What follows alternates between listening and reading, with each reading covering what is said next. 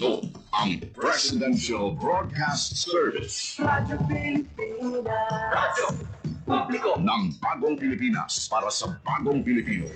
Naghahatid ng mahahalagang balita at impormasyon na guugnay ng pamahalaan sa sambayanan. Tulay sa himpapawid ng serbisyo publiko. Radyo Pilipinas. Radyo Publiko.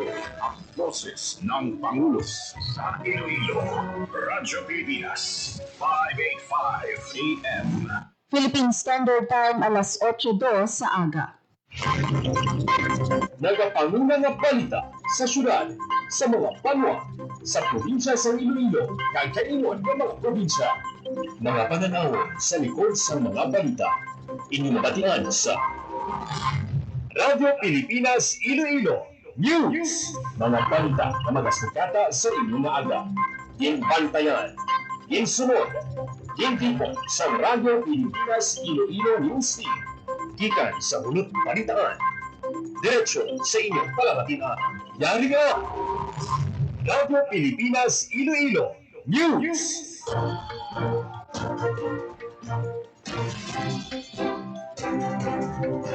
Mayong aga Pilipinas, mayong aga Western Visayas.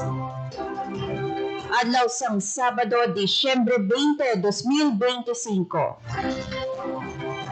Ako ang inyo tagbalita kada Sabado, Hope Torrechante, kagining Radyo Pilipinas Iloilo News. Tinuloy na po natin. Kagkaroon sa mga headlines. 199 million pesos nga pondo gimpain para sa benepisyo sa mga empleyado sa Bacolod City Government. Negros Occidental PDRRMC EOC naka-blue alert status sugod Lunes nga adlaw.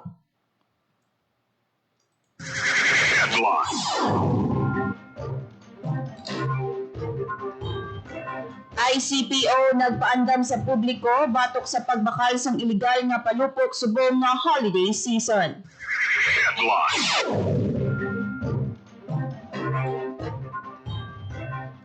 ETMO nag-engganyo sa publiko nga magsakay sa pampubliko nga salakyan subong nga peak holiday rush.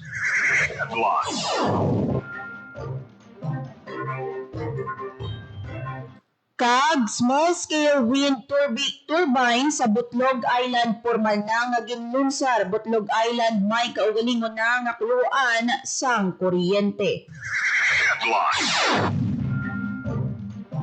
Ang oras sa Radyo Pilipinas alas 8:05 sa aga.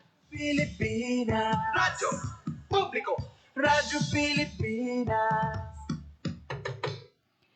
Kag sa detalye na sang mga balita. Radyo Pilipinas. Radyo Pilipinas News. 199 million pesos nga pondo ginpain para sa benepisyo sa mga empleyado sa Bacolod City Government. Si JP Hervas para sa report. Radyo Pilipinas. Radyo Pilipinas Report.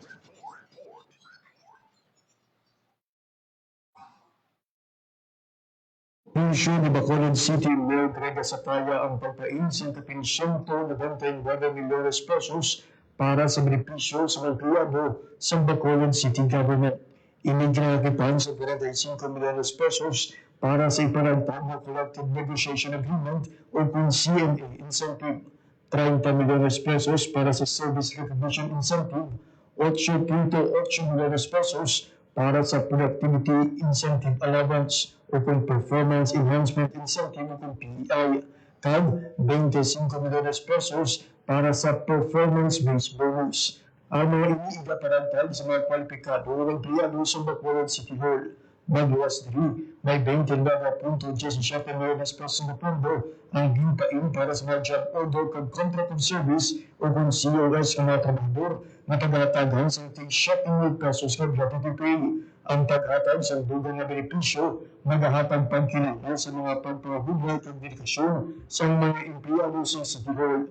Nagala umunaw si Mayor Gasataya na gamitin sa mga pagbato ng benepisyo bilang motivasyon na mas maging maayo pa rin sa pagserbisyo sa publiko.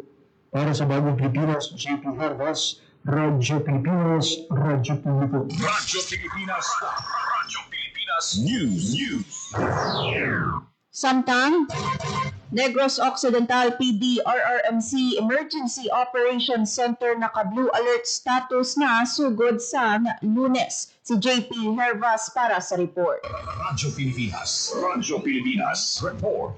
Ipasaka na sa blue alert status ang alert status sa Negros Occidental Provincial Disaster Risk Reduction and Management Council Emergency Operations Center o kung PGRRMC EOC sugod na 5 sa hapon sa Lunes, Disyembre 22. Ini bilang pagpanghanda sa holiday celebration kag year-end activities sa mga bulan. Apisar nga hindi pa ini ang pinakamataas nga level sa alerto.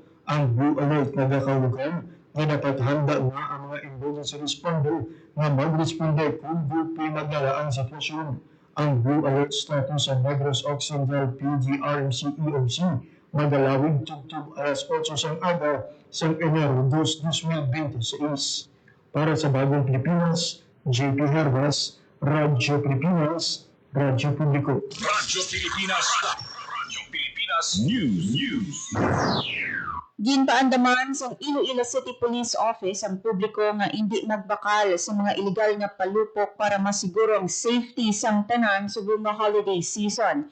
Nagpaandam ang ICPO kasunod sang sa publiko sang listahan sa mga ginadilian nga firecrackers kag pyrotechnic devices base sa Executive Order No. 28 kag Republic Act 7183. Ini ang ginalakipan sang Watusi, Piccolo, Pop-Up, 5-Star, Plapla, Lolo Thunder, Giant Bawang, Giant Whistle Bomb, Special Atomic Bomb, Atomic Triangle, Large Size Judas Belt, Goodbye Delima, Hello Colombia, Goodbye Napoles, Super Yolanda, Mother Rockets, King Kong, Quiton, Super Lolo, Goodbye Bading, Goodbye Philippines, Bin Laden, Coke in Can, Pillbox, Kabasi, Tuna, Goodbye Chismosa, Dart Bomb, GPH, Nuclear, kag Boga. Katuyuan sini nga mabantayan ang pag-manufacture, pagbaligya, kag pagpalupok agad manikawan ang firecracker-related injuries.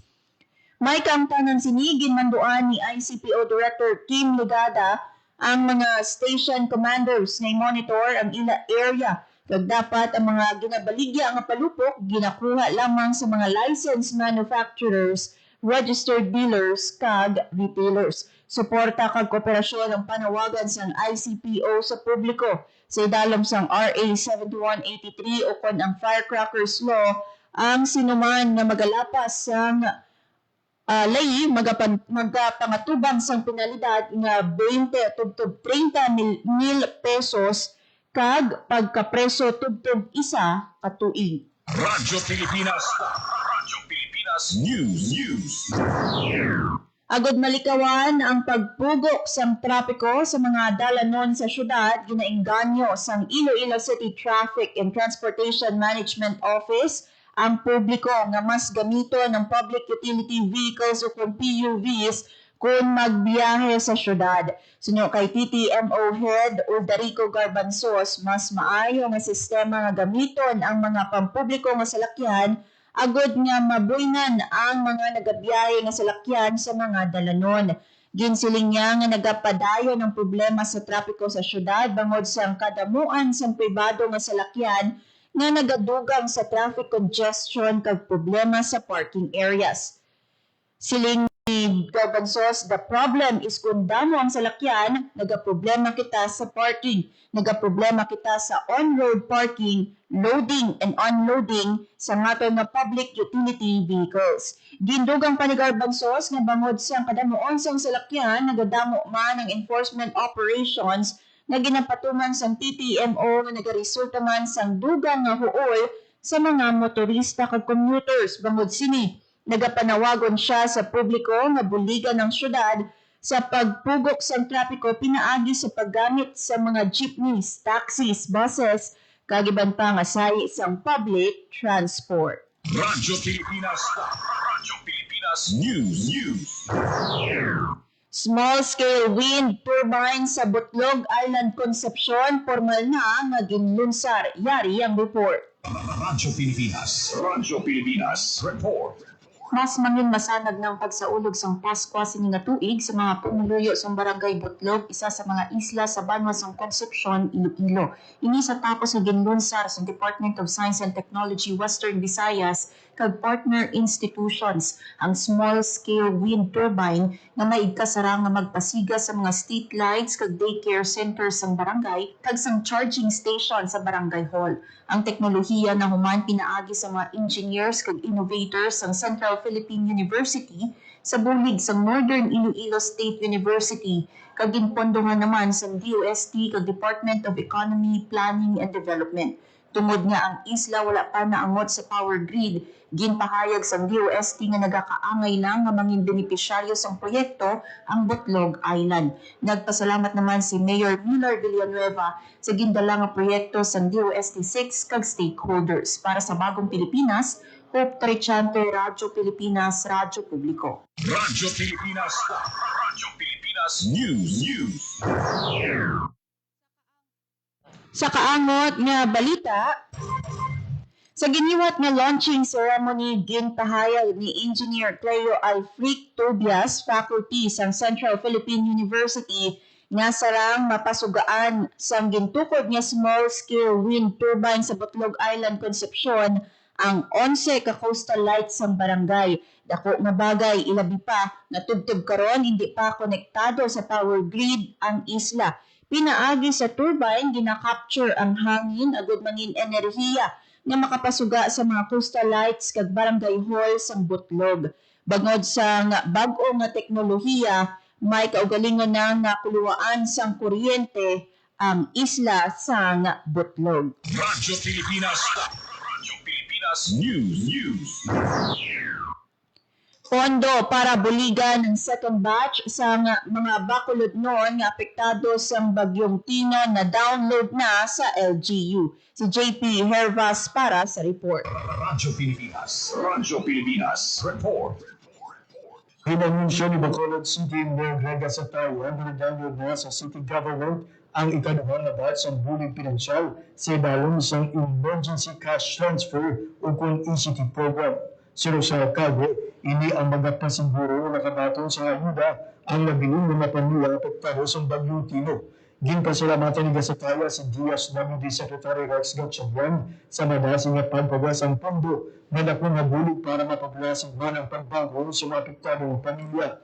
Nanging masulod at pagbaton sa ayuda ang mga apektadong pamilya sa Barangay Granada, Padulong Barangay Vista Alegre. Nagpanong mga Cabo batok sa mga nagapuano magpamikil sa pagpanagtag sa ayuda. Sunod sa Cabo, ang mga maitutong damage na dalay kompleto na nagabatong sa 10,325 pesos sa 5,365 pesos naman para sa mga partially damaged. Duga pa niya, wala sang man na ginapanugutan na magkolekta sa processing fees. Para sa Bagong Pilipinas, JP Hervas, Radyo Pilipinas, Radyo Publiko. Radyo Pilipinas. Radyo Pilipinas News. Liwat na nagbaton sa pasidungog ang Iloilo City Government Public Information Office sa giniwat nga Western Visayas Regional Information Officers Summit sang Philippine Information Agency Regional Office 6. Ang Iloilo City PIO ang ginpasidunggan bilang Hall of Fame Best Performing Information Office. Gian Fernandez bilang Best Performing Public Information Officer, Family Disaster Preparedness Guide bilang Best Special Publication 3rd place, Iloilo City Government Facebook Page, Best Facebook Page 3rd place, kag Iloilo City Government Facebook Page bilang Best Social Media Graphics Infographics 3rd place. Ginpatagayon ang awarding sa Bacolod City sa Desyembre 18. Radyo Pilipinas. Radyo Pilipinas News. Samtang arestado sang Iloilo City Police Office ang 3 ka high-value individual sa ginpatigayon nga buy-bust operation sa Barangay Kalaparan, Arevalo, Iloilo City. Nakumpiska sa mga suspect ang masobra 700 grams sang shabu nga ginabulubanta nagabalor 4.76 million pesos. Gintingog nga puwersa sang ICPO City Drug Enforcement Unit, Regional Intelligence Unit 6, ICPO SWAT Team, kag Philippine Drug Enforcement Group Special Operation Unit ang nagpatigayon sa operasyon. Suno sa ICPO, kabahin ini sa ginpabaskog nga kampanya kontra illegal nga droga, ilabi na subong nga holiday season nga ginasamantala sa mga drug trafficker ang sitwasyon. Sa karon, yara na sa kustodiya sang ICPS 6 ang mga suspect kag pasakaan sang kaso nga paglapas sa Republic Act 9165 ukon ang Comprehensive Dangerous Drugs Act of 2002. Radyo Pilipinas. Radyo Pilipinas News. Philippine Standard Time, 8:17 sa aga. Radyo Pilipinas. Radyo Publiko. Radyo Pilipinas. Bantayan dugang nga balita sa pagbalik sang Radyo Pilipinas Iloilo News. Katotohanan sa bawat impormasyong makakalat. Yan ang layo ng Media and Information Literacy Project ng pamahalaan sa pangunguna ni Pangulong Ferdinand R. Marcos Jr. at Presidential Communications Office. What we are fighting for is the truth. Because the very first casualty of all of these sometimes sinister, sometimes just mistaken, misguided activities, the first victim, the first casualty is the truth. Positibo naman ang pamahalaan na sa pamamagitan ng kampanyang ito ay magiging mas mapanuri at mabusisi sa pagkilatis ng impormasyon ang bawat Pilipino. We will help them, but people have to learn to be able to discern for themselves what is real and what is not, what is propaganda, what is fact, what is data, and what is speculation. Tiyakin ang katotohanan. Fake news ay labanan. Isang mensahe mula sa Presidential Communications Office at Radyo Pilipinas.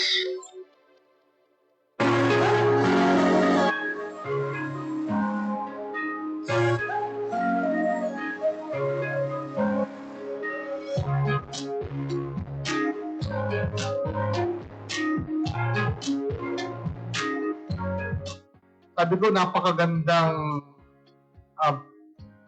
collaboration ito ng ating Radyo Pilipinas as the public radio of the Philippines, sapagkat ang collaboration ay sa pamamagitan ng paglalagay mismo ng isang radio station sa loob ng universidad. Meaning, nasa pusod na kayo where thousands of students ay naririto.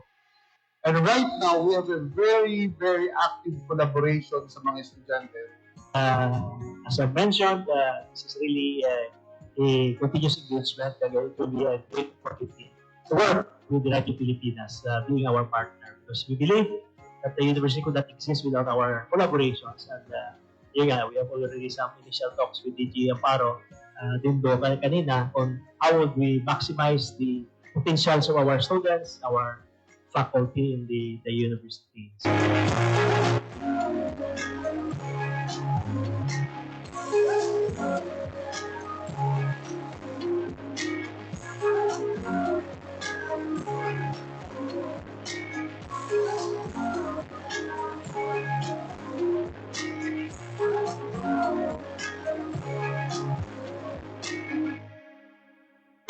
Time to celebrate kulturang Pinoy. Pati surf, musika, sine, literatura, at iba pa. Anything and everything fun and Filipino. Ito ang Pinoy Kultura. How could you ever forget the magical feeling that courtship or panliligaw brings in your younger years? High school life, for my high school life, every memory ay ganda. Nandiyan yung itutulak ka ng tropa whenever your crush passes by. Ang saya ng high school, sila mo sa high school, di na mapapantayan. Then you start sending her love letters and flowers at paminsan maglalakas loob ka to ask if you could walk her home. And it doesn't end there. May sayawan o disco pag birthday ng barkada and you get to see her there too. Till I met you. Kikiligin ka pag sumayap ni crush. Yayaan mong sumayaw pag tugtog ng pinakahihintay ng love song. And that evening seems so perfect na parang kayo lang ang tao sa dance floor. I love you more each day. The beauty of courtship in Pinas. Yan ang Pinoy kultura because our culture is cool. Philippine Standard Time, alas 8:22 sa aga. Radyo Pilipinas. Radyo Publiko. Radyo Pilipinas. Sa dugang nga balita, Radyo Pilipinas. Radyo Pilipinas News. naglabot sa 687,000 pesos ang kahalitan sa isa ka balay nga nasunog sa Barangay Balabago, Haro, Iloilo City. Suno kay Senior Fire Officer 1 Denmark Mokoko, Chief Investigator sa Bureau of Fire Protection Iloilo City, nag-umpisang sunog sa ikaduha nga panalgan sang balay. Ginbululigan sang Bureau of Fire Protection kag mga residente ang pagpalong sang kalayo kag nadeklara nga fire out 7:59 sang aga. Sa nagluntad nga sunog, may isa ka katapo sang pamilya nga nakaagom sang first and second degree burn. Apang gindapatan man sang first aid sa karon nagapadayon pang investigasyon sa Bureau of Fire Protection kung ano ang ginhalinan sang sunog. Radyo Pilipinas. Radyo Pilipinas News.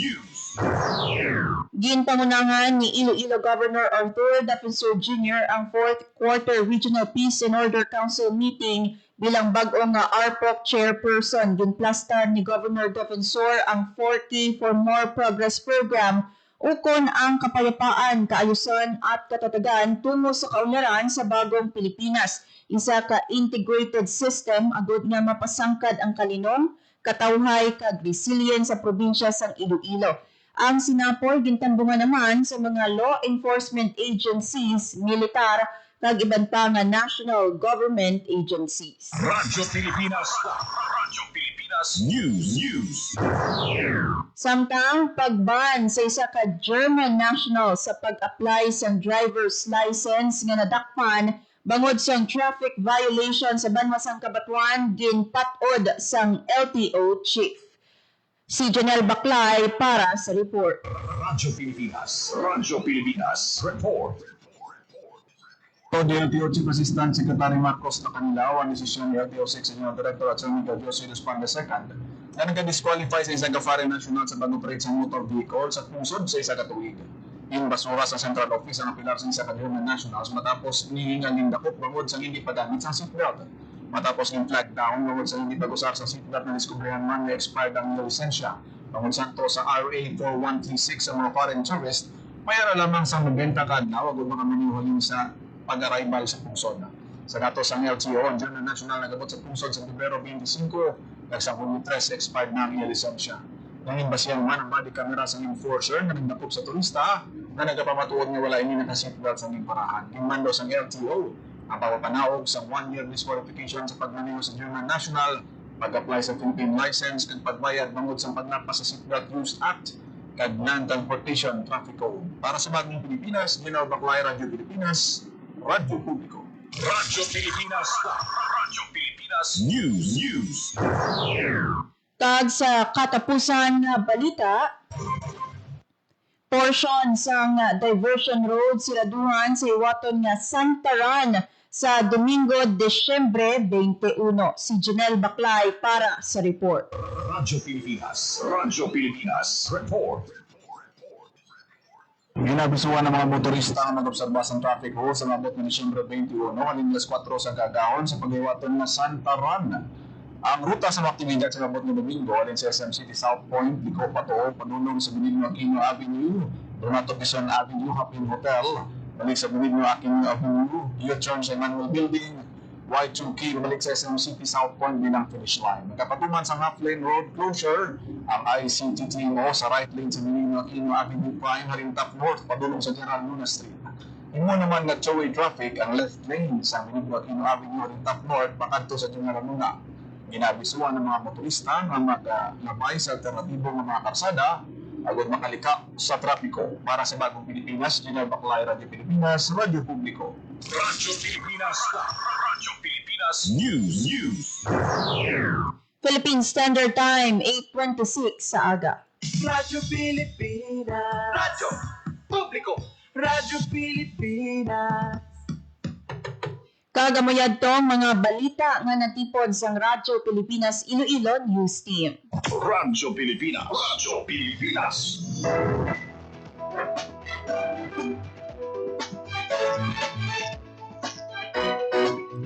Magpabiling nga nakafollow sa Radyo Pilipinas Iloilo para updated sa mga hitabo sa Western Visayas. Para sa ato naman nga Christmas countdown, Radyo Pilipinas. 5 days na lang kag Pasko na. Kaupod si Alan Defante kag Vermore Aventura sa engineering team.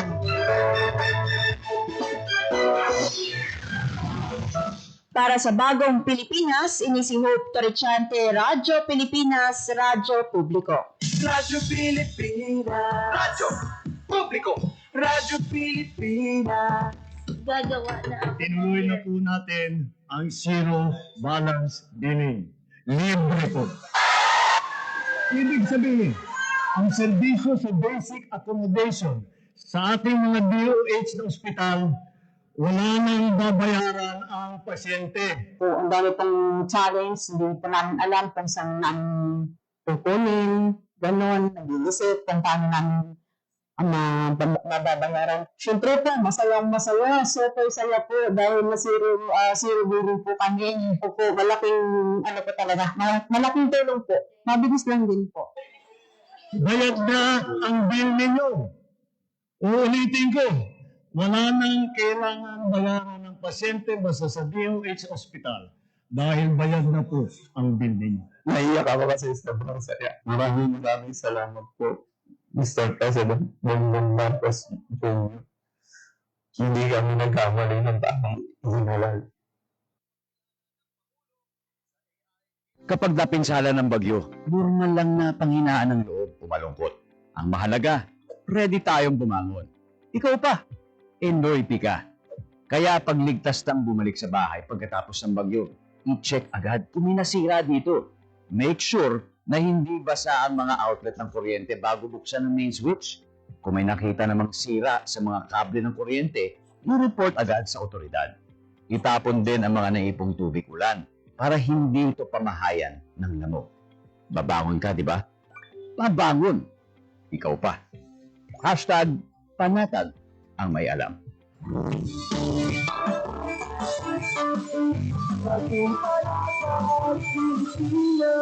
Radyo Pilipinas. Radyo Publiko. Radyo Pilipinas.